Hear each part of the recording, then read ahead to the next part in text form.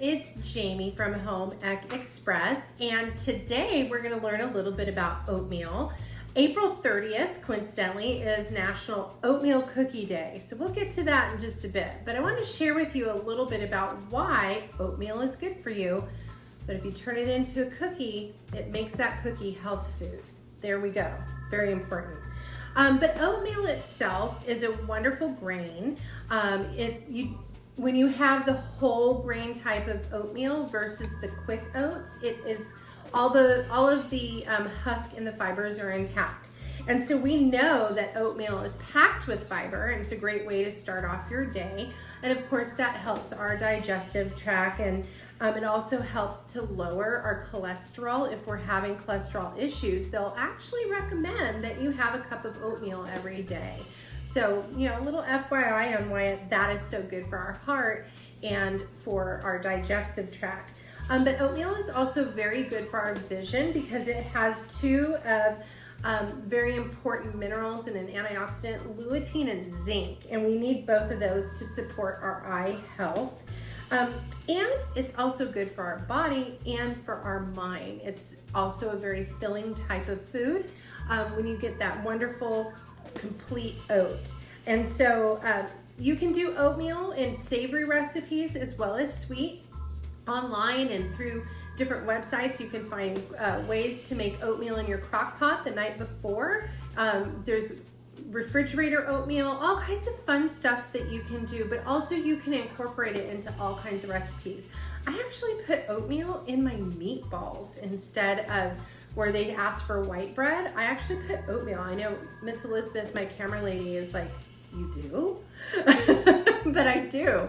Normally in meatloaf and meatballs, they'll tell you to put in a bread, and I put in oatmeal. So just a little FYI, one of my favorite companies to get oatmeal from is Bob's Red Mill. Wonderful, honest grain grower and all-American. Absolutely love it. And they make all sorts of products, including like cups of oatmeal that you just add hot water to. So this is not a paid endorsement with Bob's Red Mill, but I will tell you that I am a huge fan, and that is what I'm using today in our recipe.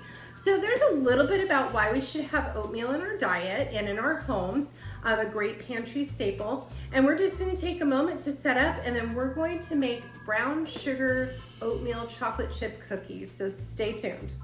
Okay, so we're back. And we're gonna make a brown sugar oatmeal chocolate chip cookie, which is a more preferred version of an oatmeal cookie in my house. I'm taking a twist off of Drummond's brown sugar oatmeal cookie recipe. Hers does not include raisins either, because my family does not like oatmeal raisin cookies. Is that correct, Elizabeth? Mm-hmm. They hate them, they will not eat them. And so when you add chocolate rather than raisins, it's a whole different experience. So, and this, I love it being a brown sugar oatmeal cookie. So let's get started. I have my handy dandy stand mixer here. This, on Mother's Day, this will be 24 years old, and it's still going strong, you guys. These are like workhorses in your kitchen. And you can buy these accessory bowls where they're clear, so I love them. So what we're gonna do is we're gonna take 2 sticks of softened butter, and we're gonna add them into the mixer. And you want these to just, be sitting on your counter for a couple hours. You could microwave if you forgot to take it out, if your microwave has the setting to do a softening, but you don't want them so soft because it will liquefy a little bit and your cookies won't set up correctly. So what we're doing, the dogs in this house think they own the place. Let's just put that. If you guys heard that, they want to chase a bunny outside, which is not cool because we love the bunny, right? So they want to go after a bunny. No, it's not going to happen. But we're going to make cookies, okay? That's the problem when you're filming in real life home situations, you have no control. So what creaming is doing to the butter is it's actually incorporating air into the butter molecules so that you're going to have a lighter, fluffier cookie.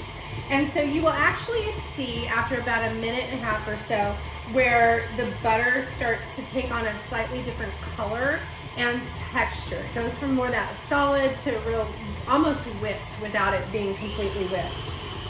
So what's great about stand mixers is you have control over the speed, and that's very, very important. So I've whipped that a little bit. We're gonna take our scraper and just scrape the sides of the bowl, and then we're gonna add some brown sugar into this. Instead of regular granulated sugar, we're gonna add our brown sugar. Okay, little clump of butter hanging on there. So brown sugar is regular sugar with molasses in there. So the darker the brown sugar, the chewier the cookie, because that means it has more molasses in it. And so we're gonna measure out a couple cups. He really wants that bunny. He wants that bunny, and he is not gonna get the bunny. So this is kind of like a drama in our house, in the Rolens house. And so, yeah, we're not gonna let him have the bunny, you guys, because we'd rather catch the bunny. And bunny lives matter. That's right, sister. So we're gonna put 2 cups of, I think I have exactly 2 cups left in here. Oh my gosh. Time to go back to the grocery store and restock on brown sugar. Okay. And so what we're gonna do is you pack it into the cup, and that means it's pretty firm. It kind of takes shape of your measuring cup. That's how you know if you've done it correctly, or you make a mess like I am right here. Yeah, there's barely anything left in here.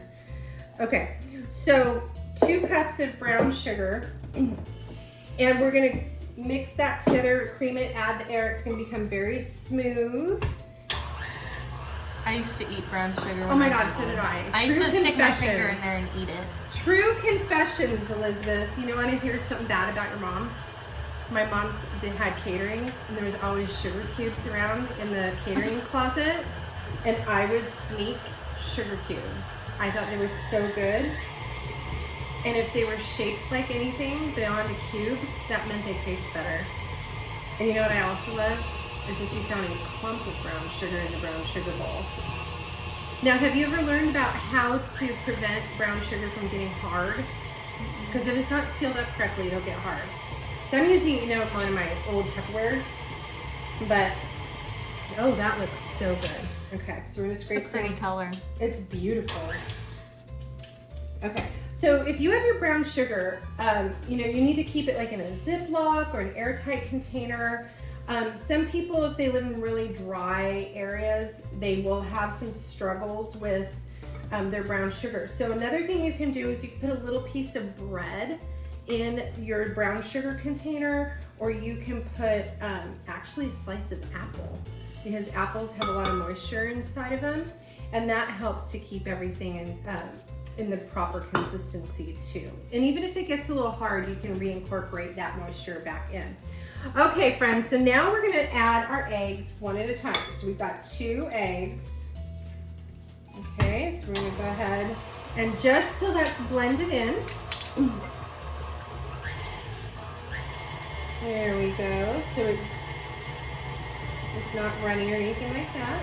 Beautiful. We're gonna add the 2nd egg to this. Now, egg is your glue in your recipes, okay? So that's what's gonna hold the cookie together in the oven. Beautiful. So we want to get it to that nice smooth consistency. That's why we do 1 egg at a time. And gradually increase the speed on your mixer. You never want to blast your mixer when you're baking, so that is super important. Okay, so to this we're going to add a teaspoon of sea salt. We're gonna take my baking soda, and baking soda is your leavening agent, and baking soda will help give your cookies a little puff, all right? So they're not just flat discs. And so we're gonna add about a half a teaspoon. There we go. I buy my baking soda in bulk because it's much better price, and I just store it in a mason jar, so it's always nice and fresh. And then we're gonna add 2 teaspoons of vanilla extract, always real vanilla, you guys. Don't get the fake stuff, it's worth the extra money. You know the difference in taste.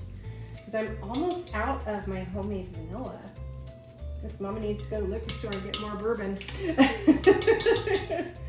Okay, so we're gonna blend those little ingredients together in here just till they're together. Beautiful. And I've already pre-measured 1.5 cups of unbleached all-purpose flour. We're gonna put part of that in there and slowly let that get in without making a huge cloud of flour. So once we see that it's incorporated, we can add the last little bit. There we go. Beautiful.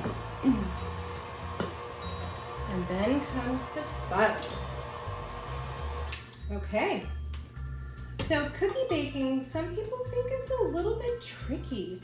I don't know, people are intimidated by it, but really it is so easy. I think you should give me a spoonful of that. You think I eat before the oats? Yeah. What do you guys think? Should we let Elizabeth taste just the basic dough before it goes into Even though technically I'm not supposed to eat this because. Well, okay. I'll say you turned out okay and your sister turned out okay because my entire life I've eaten raw cookie dough. Those were fresh eggs. Nothing to worry about.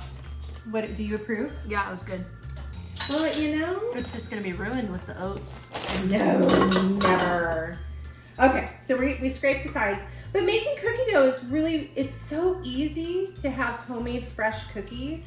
It's just, we have to learn to be patient and measure accurately. And hopefully you guys have watched our measuring video on the Home Ec Express YouTube channel because, you know, measuring actually matters. Okay, there's 2 cups. And we're going to put that down. We're gonna blend those in and we just need 1 more cup of oats. Make sure you lock your stand mixer so it doesn't pop. There we go. Okay, that is looking beautiful. Look, I'm like finishing out packages here. Okay, there's our final cup. It says 3 cups of oats and I'll put the recipe in the description of this video for you. And last but not least, my friends, the most important ingredient in my book, the chocolate chips. So we're just gonna mix those together. Easy enough, all right? So we're just gonna clear the counter for a moment and then we're gonna go ahead and lay out our cookies and get them in the oven. Okay, you guys, so we're getting ready to scoop out our cookie dough. I've pulled out my baking stones. I have round pizza stone. This is a cookie sheet. They're all made out of clay and you can tell one is more seasoned than the other just by the darkness. But what's great about baking stones is you do not have to grease them, put parchment paper or baking sheets down on your stones beforehand. They're ready to go. So we're gonna pop these in the oven at 350 degrees at about 13 minutes or so. I have a convection oven option on my oven, so I do not have to rotate the trays and I can actually fill every single shelf with cookies. So it makes it super easy. So we're gonna go ahead, scoop them out, and we'll see you on the other side and see if they actually taste good.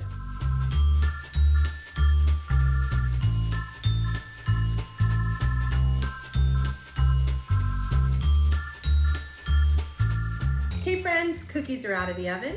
Definitely let your cookies rest on your baking stone or your baking sheet for a good 5 minutes before you put them onto the cooling rack so they can kind of put themselves back together and solidify a little bit.